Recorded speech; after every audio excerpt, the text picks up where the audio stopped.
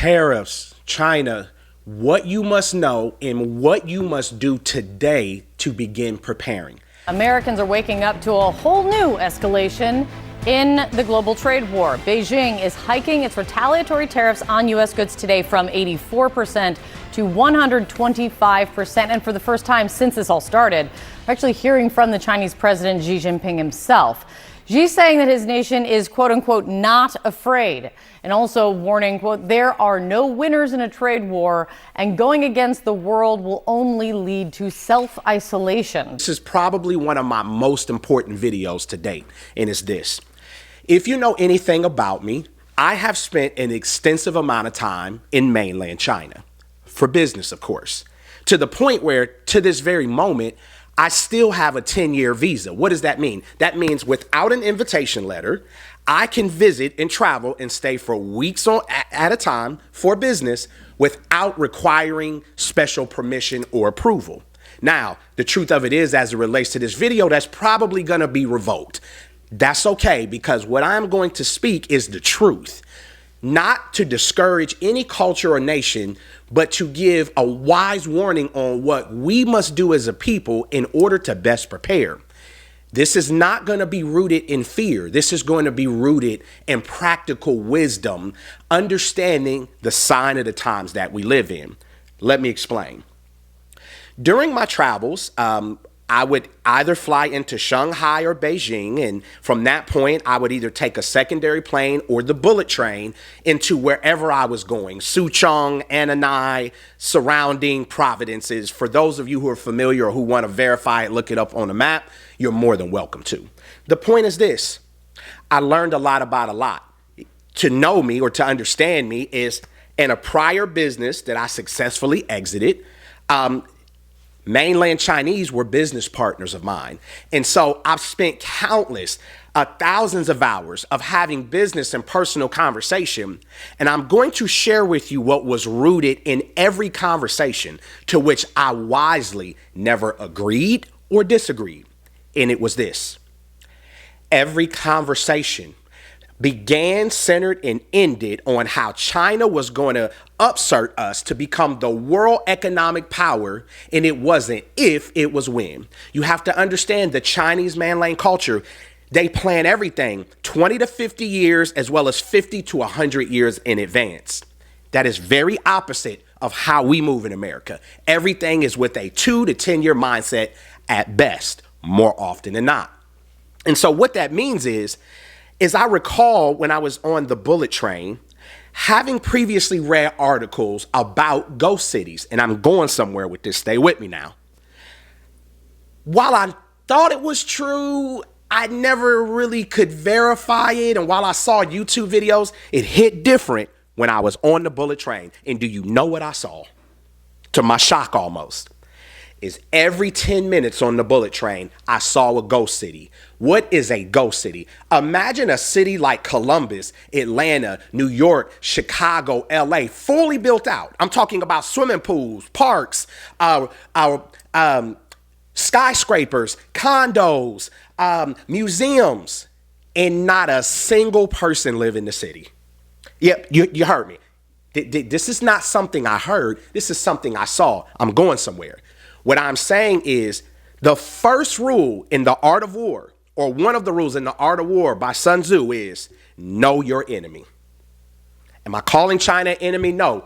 While we're not allies, we are a coupled conglomerate who are dependent on each other. I'm going somewhere. You better follow me, because what I'm going to share is going to be critical and necessary to produce the best outcome.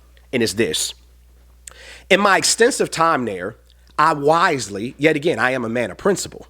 So that means, having read over 1,000 books, you have to understand my daily morning begins with prayer, reading the word. I spend 30 to 45 minutes every morning after I do those things, reading Wall Street Journal, New York Post, Prophecy News Watch, Apple News. What am I doing? I am practically and spiritually obtaining and retaining information and able to read between the lines and sequence it together. And how do I do that? Based on wisdom, based on experience, based on relationships, where the story behind the story, I'm calling people, meaning familiar with that organization or who may work there or who previously used to work there or who still work there or who work at this government level, state level, county, local, to say, hey, I read this, boom, boom, boom.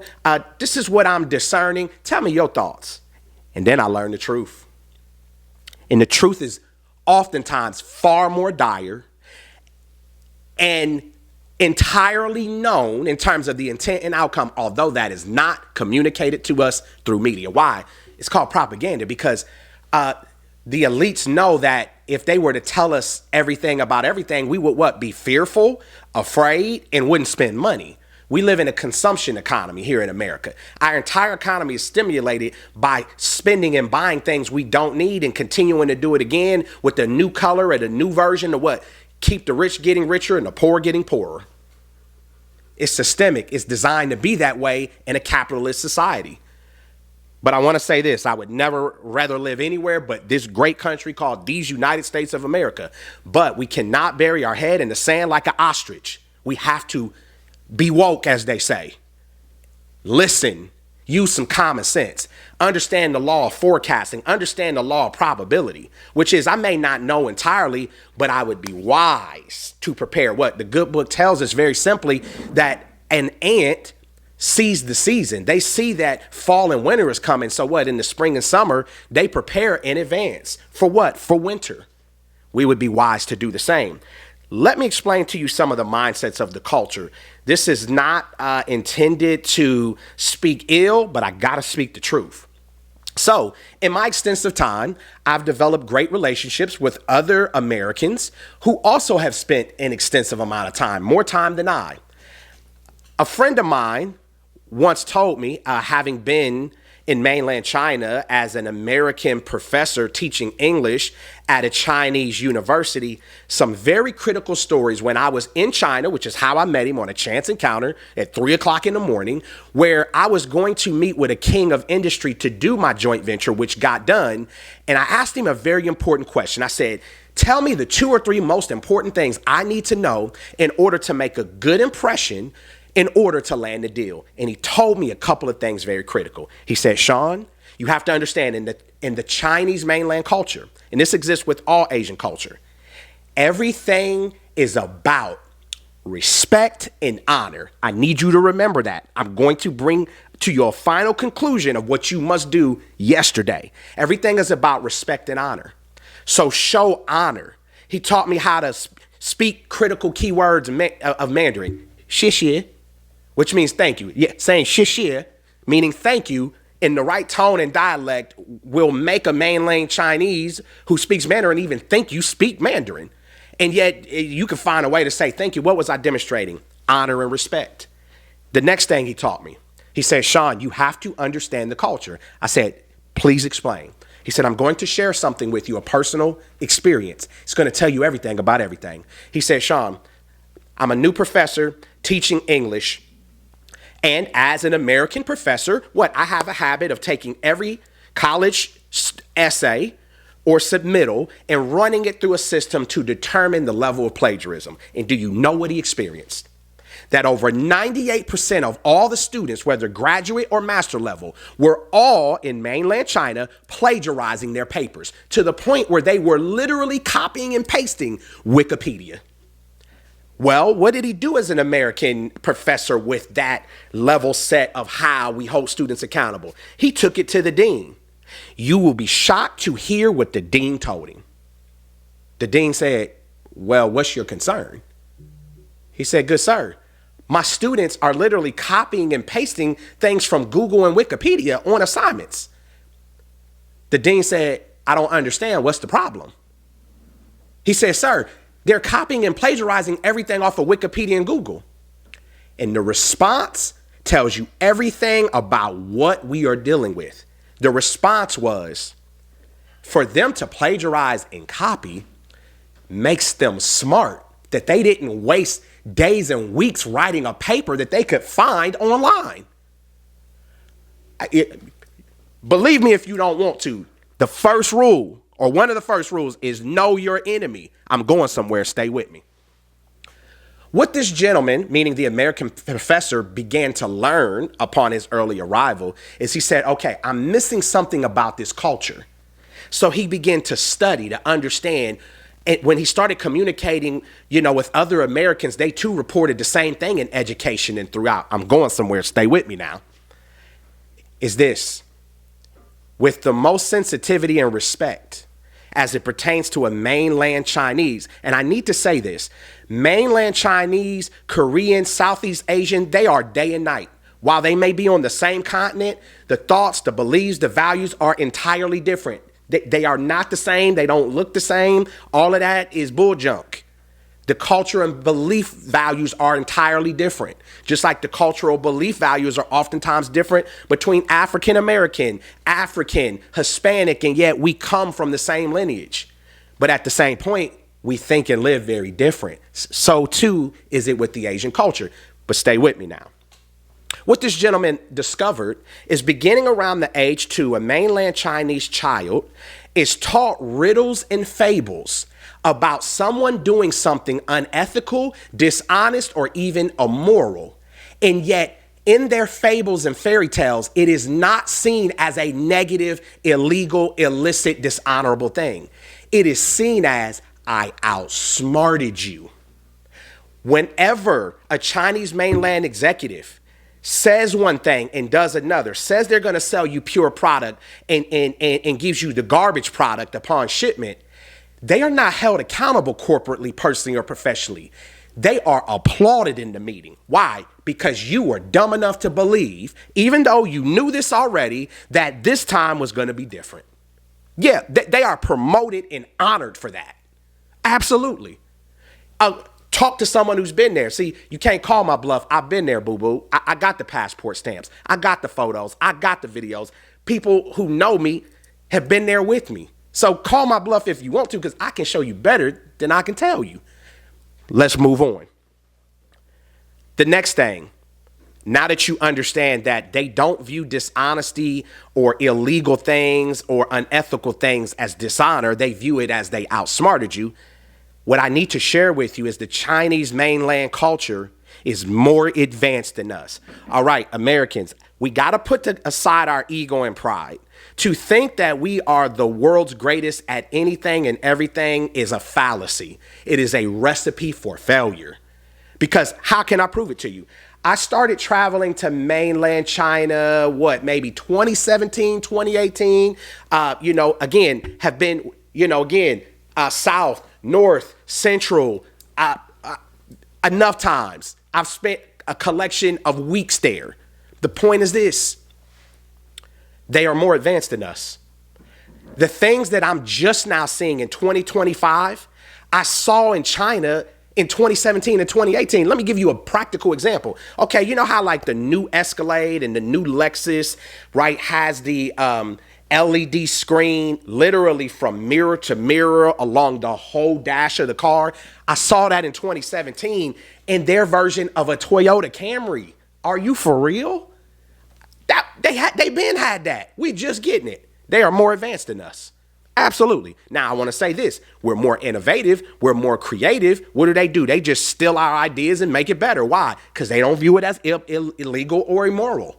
They don't view it as wrong. They view it as we outsmarted you. They view it as y'all foolishly spent billions of dollars in decades to figure stuff out that as soon as you file for the patent or as soon as we learn about it, we're going to buy it, reverse engineer it, and essentially for free do it better than you in less than 30 days.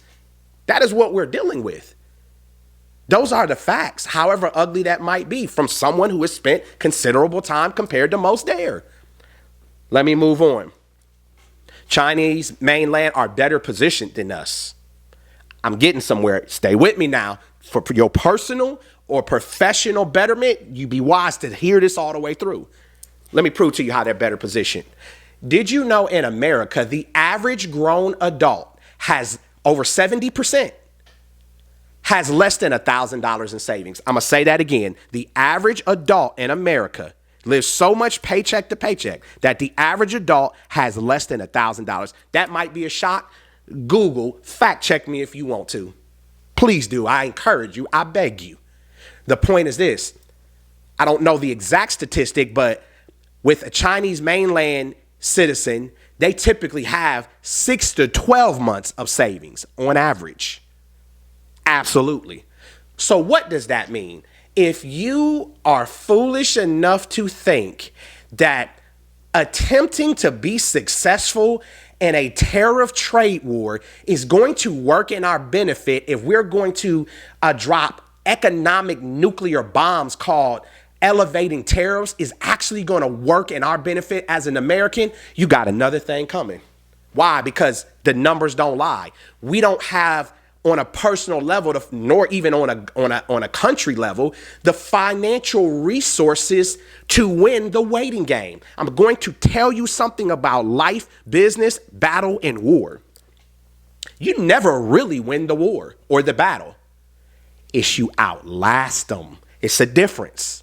Case in point, if I'm fighting a fight and I knock you out, what does that simply mean? In the 7th round, yes, I beat you by force, but really I outlasted you, meaning I wasn't on the ground, you were. You got 10 counted first, I didn't.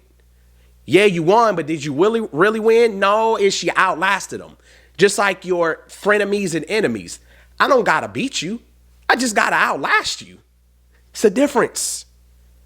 So what you have to understand is the measurement of winning is, do I have more leverage and can I wait you out longer?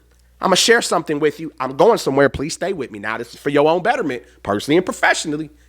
And it's this. Sometime around November and December, something happened that was not heavily reported to us as Americans. Is that we discovered that we were breached by China mainland hackers who were for the first time ever able to pierce and see into our treasury and reserve. And do you know what they found? It's that we are dead broke. Why do you think the Doge things and what Trump and Elon Musk, and let me stop right there. I am not Democrat. I am not Republican. I am an independent. What that means, on the same ticket, I voted for both parties. I vote for who based on character, right? And capability and comprehensiveness is who I'm going to vote for, depending on who I think is best suited for that position. But remember this, ultimately it's God who decides. But I cast my vote. My point is this. What Trump and Elon Musk is doing, this is not to advocate for them. It's not to advocate for their party. I'm an independent. The point is this. They know the truth. They know for a fact how dire our financial situation is as a country. Really think about it. Think about when you didn't have no money, business or personal. What'd you do? You started thinking about everybody who owe you money. And all of a sudden, see what happened was, when I had spot you, I'm going to need that back. What do you think about when you've needed money? Even as a child, what you do? You're looking under the couch, under the sofa, breaking open the penny bank, asking your mama, asking your grandmother, asking your sibling. That's what we're doing covertly and quietly. So again, do I agree with a lot of what they're doing? No, but I understand the necessity of the moment. And what? If they were to tell us the truth, we would panic. They don't want to cause panic of what? A run on banks and a run on stocks and us not consuming. Why? Because that's not beneficial to a capitalist consumption-based society. Let's move on. How to prepare. I'm going to say this to not fearmonger. I am going to say this for practical wisdom. 2 things. I would strongly encourage you to revisit the movie that dropped a few years ago called Leave the World Behind. Pay attention now. The movie was executive produced by the former President Obama and Michelle Obama. That tells you everything about everything. The basis of the movie was this. Do you know in 2025 that there is a easy, simple, cheap way to fight a war where you don't really have to fight them? You don't really have to beat them. You just have to outlast them. I already said that, right? Well, the movie Leave the World Behind told us everything about everything, which is the easiest way to win against an enemy is for that person to not know who the enemy is. What was done? Our telecom and power grid were eliminated. What you'll see depicted in that movie is because no one knew who the enemy was. We thought everyone was the enemy, called our neighbor. They didn't have to drop bombs or bring guns, tanks, or airplanes or drones because we eliminated ourselves. What? Out of the desperate fight for resources. Ooh, let that sink in. Let that sink in. It's the easiest way to win a war. And I'm going to share something with you again to not fearmonger, but to tell you the facts.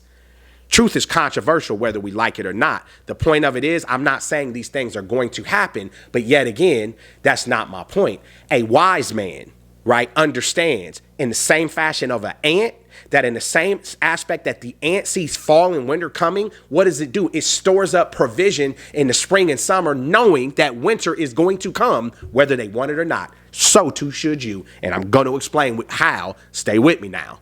And it's this. Do you know that there are roughly 55,000 electric substations? What are substations? You see them occasionally in fields or right on street corners. They're kind of out in the open, but you really don't pay attention to them. It's those big, ugly, transformer boxes and wires. There's about 55,000 of them. Did you know that only 5 have to be destroyed, and we as a country, fact check me if you want to, we as a country would be without electricity for 18 months. I'm going to say that again. Out of 55,000 substations, only 5 would have to be attacked in order for us to be without power for 18 months. What is known is that if we as a country are without power for 18 months, 90% of all of us will die due to starvation and civil unrest.